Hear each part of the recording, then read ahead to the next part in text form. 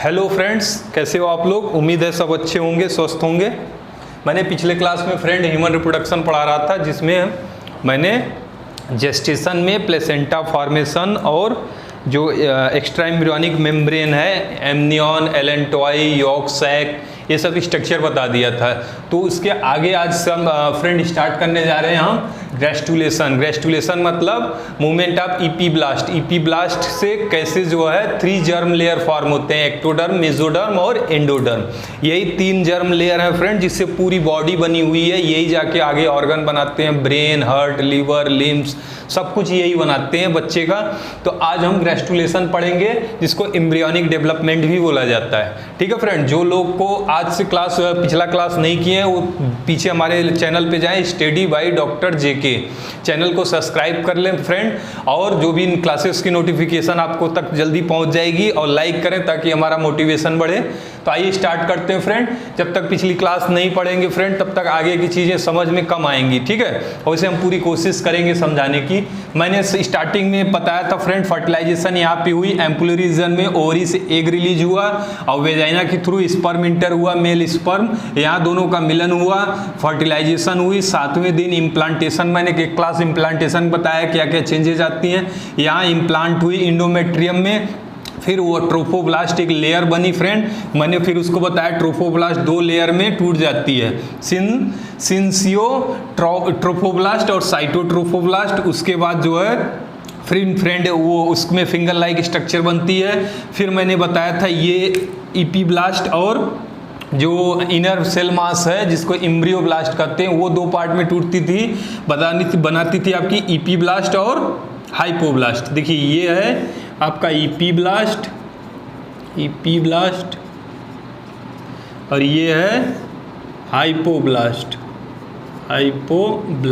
ठीक है फ्रेंड, ईपीब्लास्ट में स्वेलिंग होके एमनियन बनाती है फ्रेंड। ये है एमनियन जो एक्स्ट्रा एम्ब्रियोनिक लेयर है, प्रोटेक्शन में हेल्प करती है फ्रेंड। फीटस जो डेवलप होता है, इसमें जो फ्लूइड भरी रहती है उसको एमनियोटिक फ्लूइड कहते हैं। ये फ्रेंड मैंने बताया था आपको यॉर्क सैक। ठीक है, यॉर्क सैक बताया था। ठीक, उसके बाद यहाँ पे जो फ्यूचर में अम्बलाइकल कोड बनाएगी ये फ्रेंड, ये लाइन जो है एक्स्ट्रा एम्ब्रियोनिक मेम्ब्रेन की, ये अम्बलाइकल कोड बाद में बनाएगी, अम्बलाइकल कोड। फिर मैंने आपको एक स्ट्रक्चर बनाया था कि जो सिंसाइटियोट्रोफोब्लास्ट की स्ट्रक्चर है, और साइटोट्रोफोब्लास्ट और आपका एक्स्ट्रा एम्ब्रियोनिक मेम्ब्रेन, ये तीनों को मिला के जो लेयर बनती है उसको कोरियन कहते हैं। ठीक है, कोरियन। ठीक है फ्रेंड, अब ये कोरियन आगे से फिंगर लाइक प्रोजेक्शन देखिए ऐसे बना लिया है, इसको क्या कहेंगे फ्रेंड, कोरियोनिक विलाई। इसको कोरियोनिक विलाई कहते हैं। उसके बाद मैंने प्लेसेंटा फॉर्मेशन बताया था फ्रेंड, कैसे प्लेसेंटा बनती है। ठीक है, प्लेसेंटा के लिए दोनों जिम्मेदार होते हैं, फीटस पार्ट भी हेल्प करता है प्लेसेंटा फॉर्मेशन में, और मदर पार्ट भी। मदर पार्ट में जो एंडोमेट्रियम से ब्लड वेसल आती है उसको मैटरनल सिनोसाइड कहते हैं। ठीक है, ये मैटरनल सिनोसाइड ब्लड वेसल द्वारा इंडोमेट्रियम के जो ब्लड वेसल आती है, यो यहाँ के जो एम्ब्रियो डेवलप हो रहा है फ्रेंड, यहाँ पे सिंसाइटोट्रोफोब्लास्ट में ये ब्लड इकट्ठा होने लगता है और एक पाइपलाइन स्ट्रक्चर बनाता है जिसको प्लेसेंटा कहते हैं। ठीक है, ये ब्लड यहाँ पे जम गया और एक स्ट्रक्चर बना लिया, इस स्ट्रक्चर को ही प्लेसेंटा कहते हैं। इसी प्लेसेंटा के थ्रू पूरे 9 महीने तक फीटस को माँ जो है भोजन प्रदान करेगी ब्लड फ्लो के थ्रू। यहाँ पे डिफ्यूजन होगा, वो अम्बलाइकल कोड से प्लेसेंटा की डिफ्यूजन के थ्रू बच्चे से अम्बलाइकल कोड निकला है, और ये माँ इससे जो प्लेसेंटा बनी है आपकी ट्रोफोब्लास्ट में, इन दोनों में डिफ्यूजन द्वारा ब्लड मां से न्यूट्रिएंट्स जाएगी फीटस पे, और फीटस से वेस्ट मटेरियल आएगी प्लेसेंटा के थ्रू बाहर निकलेगी। ठीक है, यहां तक की क्लास मैंने बता दिया था, बहुत डिटेल में बताया फ्रेंड, पीछे की क्लास जरूर देखिएगा। अब इसके बाद हम लोग आज की क्लास स्टार्ट करते हैं एम्ब्रियोनिक डेवलपमेंट या ग्रेस्टुलेशन। ग्रेस्टुलेशन मतलब फॉर्मेशन ऑफ जर्म लेयर। जो 3 जर्म लेयर होते हैं फ्रेंड, एक्टोडर्म, एंडोडर्म और मीसोडर्म। यही जर्म लेयर से पूरी बॉडी, पूरी फीटस बनती है। तो ये जर्म लेयर बनाने में कौन मदद करता है? ईपीब्लास्ट। ये ईपीब्लास्ट सेल जो ये देख रहे हैं फ्रेंड, इसी से पूरी फीटस डेवलप होगी। ठीक है, ये ईपीब्लास्ट सेल में होता क्या है कि एक स्टिक पाई जाती है। ठीक है, इसको कहते हैं प्रीमिटिव, यहाँ पे मैंने अलग से डायग्राम बना दिया ताकि समझ में आए। प्रीमिटिव स्टिक, और ये जो नोब लाइक गड्ढा जैसा स्ट्रक्चर बनता है इसको कहते हैं प्रीमिटिव नोब। ये प्रीमिटिव नोड या नोब, इससे हेड रीजन बच्चे का बनता है, इधर से पैर के पूरे हेड के बाद के पोर्शन यहाँ से बनते हैं। ठीक है फ्रेंड, तो ये ईपीब्लास्ट से ही अब पूरे बच्चा बनेगा। बाकी बच्चे को कवरिंग तो बन गई है, 4 कवरिंग एक्स्ट्रा एम्ब्रियोनिक मेम्ब्रेन बता दिया, एमनियन, एलेंटॉय, यॉर्क सैक, आपका कोरियन, और ये सब लेयर बन गई ताकि बच्चा जब डेवलप हो तो प्रोटेक्ट हो।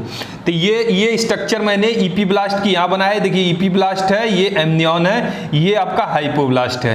तो ये ईपीब्लास्ट में डेवलपमेंट होती है 9 to 10th डे जब फर्टिलाइजेशन के बाद। तो यहाँ पे एक स्ट्रक्चर फॉर्म होता है जिसको डंडे जैसा प्रिमिटिव स्टिक कहते हैं, और जो ऊपर की तरफ गड्ढे नुमा होता है उसको प्रिमिटिव नोब कहते हैं। ठीक है फ्रेंड, तो ये प्रिमिटिव नोब हेड रीजन बनाता है बच्चे का, और नीचे पूरा लिम्स, पूरे बॉडी बनती है, बॉडी पार्ट।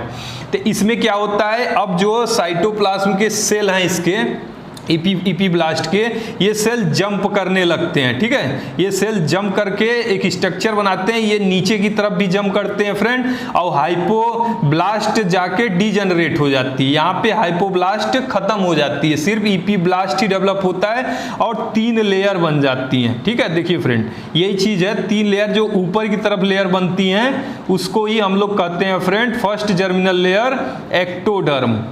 एक्टोडर्म का फॉर्मेशन हो गया, उसके बाद जो है जो नीचे हाइपोब्लास्ट को डिजेनरेट करके यहाँ सेल पहुँच गई, ये है आपका इंडोडर्म फ्रेंड, इंडोडर्म। और बीच वाली सेल जो है यहाँ पे भी सेल कुछ पाई जाती है, ये है आपका मेसोडर्म। ठीक है, अब ये 3 germinal layer, the movement of cell in epiblast, उसी को कहते हैं gastrulation, and formation of 3 germinal layer ectoderm, endoderm and mesoderm is called as gastrulation या embryonic development of 3 germ layers. ठीक है फ्रेंड, अब 3 germ layer mesoderm, ectoderm, endoderm बन गए। अब यहाँ यह फीटस अब तैयार होना शुरू हो गया, 10th to 11th डे में ये स्टार्ट हो जाती है प्रोसेस फर्टिलाइजेशन से। ठीक है फ्रेंड, अब फीटस का हेड रीजन बनने लगा है। अब ये एक्टोडर्म, इंडोडर्म और मीसोडर्म क्या क्या बनाते हैं फ्रेंड, मैंने पहले से लिख लिया है ताकि आप लोग का टाइम कम वेस्ट हो और कोई चीज छूटे ना फ्रेंड। जो चीज अदर टीचर आपको 2 घंटे, 2.5 घंटे, 3 घंटे में पढ़ाते हैं फ्रेंड, मैं कोशिश करता हूं आपका 15 से 20 मिनट में ही कवर हो जाए।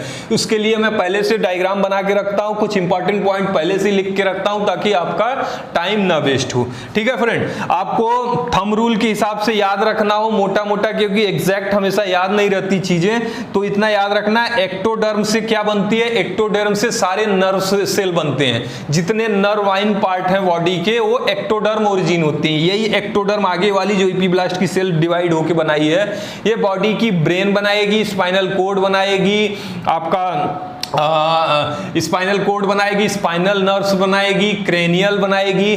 तो सारे नर्व पार्ट जो है एक्टोडर्म ओरिजिन होते हैं। तो हमेशा याद रखना, जो ब्रेन के पार्ट हैं वो एक्टोडर्म ओरिजिन के होते हैं।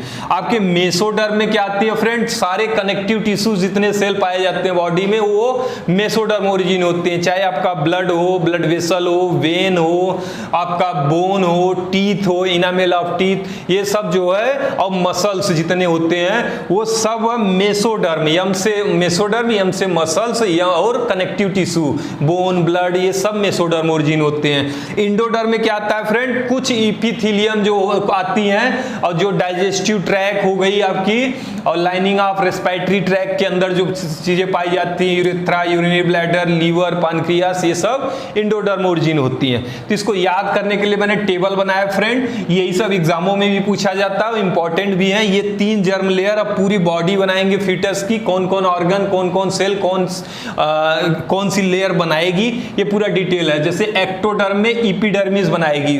आपको पता है फ्रेंड, कोई भी ऑर्गन हो या स्किन हो, इपिडर्मिस, डर्मिस लेयर होती है। तो इपिडर्मिस की मैक्सिमम पार्ट, वैसे इपिडर्मिस कि मैक्सिमम पार्ट एक्टोडर्म बनाती है। हमारा हेयर हो गई, हाथ के नेल हो गए, ये सब एक्टोडर्म है। स्वेट ग्लैंड जिससे पसीना होता है एक्टोडर्म है। अब मैंने बताया था सारे नर्व से रिलेटेड जो है चीजें वो एक्टोडर्म ओरिजिन होती है, चाहे ब्रेन हो गया, स्पाइनल कोड हो गई, क्रेनियल हो गया, स्पाइनल नर्व्स हो गई, यहाँ तक कि रेटिना, लेंस, कॉर्निया आंख के अंदर जो पाई जाती है, इनर ईयर। तो हेड रीजन में मैक्सिमम पोर्शन कौन बनाता है? एक्टोडर्म से बनती है। इनर ईयर जो है इपिथेलियम, नाक के इपिथेलियम, माउथ के और एनस के, इनामेल ऑफ टीथ, ये सारे स्ट्रक्चर किसने बनाए थे? हेड रीजन में आपके कौन कौन आता है? ब्रेन हो गई, स्पाइनल नर्व, स्पाइनल कोर्ड्स, उसके बाद epithelium of nose, mouth, anus, enamel of teeth, year अंदर के जो कान के पार्ट हैं, रेटिना आंख के, कॉर्निया, ये सब एक्टोडर्म है। तो बड़े आसानी से याद हो जाएगी 90% हेड रीजन कौन बना रहा है? एक्टोडर्म, ठीक है। अब ब्रेन पार्ट, उसके बाद मेसोडर्म में डर्मिस आती है, इपिडर्मिस और डर्मिस की लेयर पाई जाती है। जो डर्मिस है वो मेसोडर्म है। सारे मसल्स बॉडी के मैंने बताया था, mesoderm muscles of the body. उसके बाद कार्टिलेज, बोन, ब्लड, स्वाभाविक कनेक्टिव टिश्यू जिसमें कार्टिलेज, बोन, ब्लड सब आते हैं, ब्लड वेसल आती है, सारे आपके कौन बनाता है? मेसोडर्म बनाती है। रिप्रोडक्टिव ऑर्गन्स जो भी हैं आपके, जैसे यहाँ पे ureter, fallopian tube, urethra, vagina, males के केस में आपका टेस्टिस, फीमेल केस में ओवरीज, ये सारे रिप्रोडक्टिव ऑर्गन्स मेसोडर्म ओरिजिन होते हैं फ्रेंड। किडनी भी जो यूरिन बनाने में किडनी में हेल्प करती है वो भी मेसोडर्म है। इंडोडर्म जो लास्ट नीचे वाली इपीब्लास्ट की लेयर थी, ये बनाती है आपकी डाइजेस्टिव ट्रैक्ट जो हमारा होता है फ्रेंड, जिससे हम खाना अंदर तक जाता है इंटेस्टाइन तक, वो डाइजेस्टिव ट्रैक्ट की लाइनिंग इंडोडर्म की होती है। रेस्पिरेटरी सिस्टम की लाइनिंग, उसके बाद यूरेथ्रा, यूरिनरी ब्लैडर जो मूत्राशय कहते हैं जिसको, वो भी इंडोडर्म है। गाल ब्लैडर, देखिए दोनों ब्लैडर इंडोडर्मल है, यूरिनरी ब्लैडर और gall bladder. Liver, pancreas, parathyroid gland, thymus, ये सब इंडोडर्मल ओरिजिन है फ्रेंड, ठीक है। ये अब ये 10 से 15 दिन में ये प्रोसेस होत के एक्टोडर्म इंडोडर्म जब 3 लेयर बन गई इपीब्लास्ट से, तो यहाँ से बच्चा का फॉर्म लेने लगता है एम्ब्रियो, ठीक है। तो यहाँ से जो है अब 9 महीने तक बच्चा डेवलप होगा, उसको नरिश करेगी माँ के अंदर बहुत सारे हार्मोन इंक्रीज होने लगते हैं, क्योंकि वो 2 का पोषण कर रही है, एक तो खुद का पोषण कर रही है, ऊपर से जो बच्चा पल रहा है प्लेसेंटा के थ्रू उसको भी भोजन दे रही है, ठीक है। तो अब ये कुछ पॉइंट है जो एग्जाम में पूछा जाता है, किस महीने में कौन सा ऑर्गन बनता है प्रेगनेंसी के दौरान, ठीक है फ्रेंड। इसमें फर्स्ट मंथ में आपका हार्ट डेवलप होता है फ्रेंड। क्या डेवलप होता है?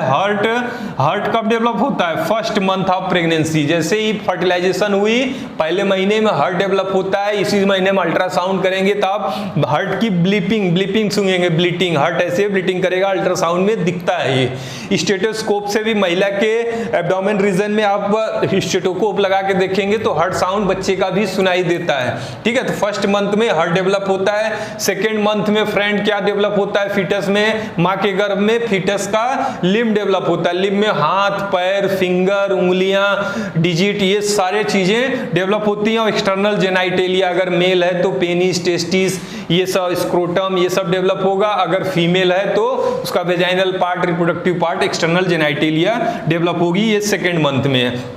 थर्ड मंथ में सारे ऑर्गन डेवलप होते हैं, ऑर्गन सिस्टम, इसको ऑर्गेनोजेनेसिस भी कहते हैं फ्रेंड, ठीक है। तो इसमें आपका लीवर, किडनी जो बताया अभी, आपका पानक्रियास, लीवर, किडनी, जितने भी बॉडी में ऑर्गन डेवलप होते हैं वो 3rd to 4th month of pregnancy के दौरान ही माँ के घर में डेवलप होते हैं। 5th मंथ में फ्रेंड हेड पे, बच्चे के सिर पे बाल आता है और पहला मूवमेंट 5वें महीने में करता है। तो बहुत लोग कहते हैं ना, माँ के गर्भ में कान लगा के सुनते हैं कि बच्चा पैर मार रहा है या बच्चा हिल रहा है कि नहीं हिल रहा है। तो पहला मूवमेंट जो है बच्चे का 5वें महीने में होती है। इसी समय पहले 5वें महीने में बच्चे के हेड पे हेयर आता है। 6वें 7वें महीने में पूरे बॉडी में बच्चे के हेयर आ जाती है, रू जैसी, रोए जैसे हल्के हल्के बाल आते हैं। आई लिड जो हमारी है ना, ये सेपरेट होती है फ्रेंड, और आई लिड पे हेयर आते हैं जिसको आई लेसेस कहते हैं। ये भी 6 मंथ पे ही आता है, ठीक है। तो ये 9 महीने तक पूरे प्रोसेस होती है। फिर 9 महीने बाद इंड हो जाता है प्रेगनेंसी का फिर बच्चा बाहर आता है, जिसको पार्चुरेशन या डिलीवरी कहते हैं। तो पार्चुरेशन हम अगले क्लास में लाएंगे फ्रेंड। तो ये समझ में आ गया, पहले महीने में हार्ट डेवलप होता है, कई बार क्वेश्चन पूछता है। दूसरे महीने में लिम्स डिजिट डेवलप होते हैं, एक्सटर्नल जेनाइटेलिया डेवलप होता है। थर्ड मंथ में ऑर्गन डेवलप होते हैं, सारे ऑर्गन सिस्टम। फिफ्थ मंथ में हेयर हेड पे और पहला मूवमेंट होता है फिटस का। सिक्स्थ मंथ पे हेयर पूरे बॉडी में, आई सेपरेट होती है, आईलिड और आईलैशेस डेवलप होते हैं। ओके फ्रेंड, यहाँ तक चीजें समझ में आई फ्रेंड। अगली क्लास में हम अब पार्चुरेशन बताएंगे कि कैसे बच्चा जो है 9 महीने बाद अब उसकी कैसे बाहर निकलता है, कौन कौन हार्मोन, कौन कौन फैक्टर इफेक्ट करते हैं, कैसे लेबर पेन होता है, क्या होता है फ्रेंड। तो सारी क्लासेस पार्चुरेशन में बताई जाएगी। तो नेक्स्ट क्लास में पार्चुरेशन स्टार्ट करेंगे। कोई चीज ना समझ में आए फ्रेंड कमेंट जरूर करिएगा, और कोई चीज इसके पहले की क्लास देखेंगे तो और अच्छे से समझ में आएगा फ्रेंड। हमारे चैनल को सब्सक्राइब जरूर करिएगा फ्रेंड। स्टडी बाय डॉक्टर जेके नाम से मेरा चैनल है फ्रेंड, स्टडी बाय DRJK।